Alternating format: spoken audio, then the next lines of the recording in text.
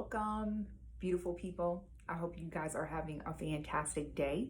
So today I want to show you what I made. I made a tinsel, and it's going to be a hair extension. Basically what I did was I put tinsel on one-sided tape, hair extension tape. And here is the tape. I bought it from Donabella. It is just one-sided.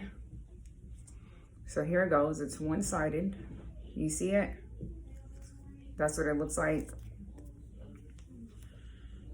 Very easy. I just pulled off the tape and I put the tinsel inside. And so I'm going to install it on my beautiful client here very shortly. So stay tuned, okay? So you can see how this works. And this is really pretty for, you know, if you're going to a concert, you're going to a festival, since we're all open for the pandemic, at least here in Atlanta, Georgia, we are. It's something that you can really wear and make your hair more exciting, prettier, cuter, whatever you want. All right, so stay tuned, beautiful people.